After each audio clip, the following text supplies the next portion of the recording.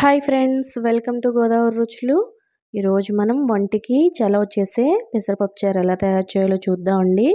ముందుగా ఒక కప్పు పెసరపప్పు తీసుకుని నీట్గా క్లీన్ చేసుకుని 2-3 సార్లు అందులో 2 కప్స్ వాటర్ వేసుకుని ఒక 10 నిమిషాలు నాననివ్వండి.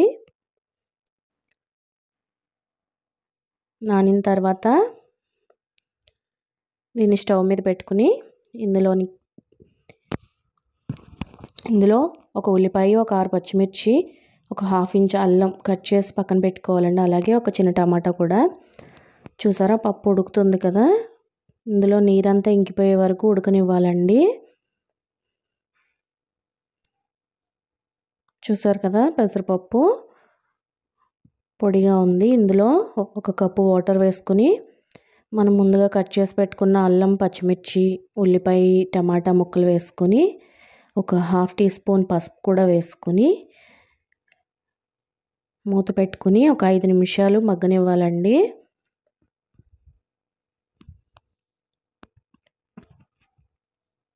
ఐదు నిమిషాల తర్వాత చూసారా, పప్పు అన్నీ ఉడికిపోయాయి. ఇందులో వేసినవి ఉల్లిపాయ, పచ్చిమిర్చి కూడా. తర్వాత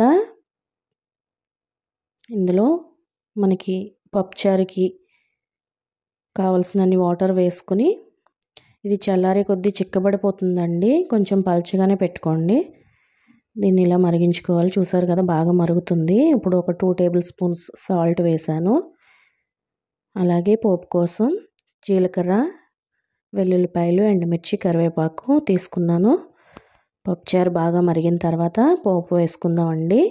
ఒక పాన్ పెట్టుకొని ఆయిల్ వేసుకుని ఒక 10-12 వెల్లుల్లి రెబ్బలు దంచి వేసినవి అవి వేగిన తర్వాత జీలకర్ర, ఎండుమిర్చి, కరివేపాకు కూడా వేసుకుని ఈ పప్పుచారులో వేసేసుకోవాలండి.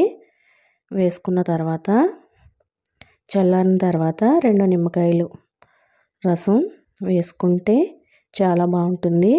ఇందులో కారం కానీ చింతపండు కానీ వాడవండి. తప్పకుండా ట్రై చేయండి ఫ్రెండ్స్. నచ్చితే షేర్ చేయండి, లైక్ చేయండి, సబ్స్క్రైబ్ చేయండి.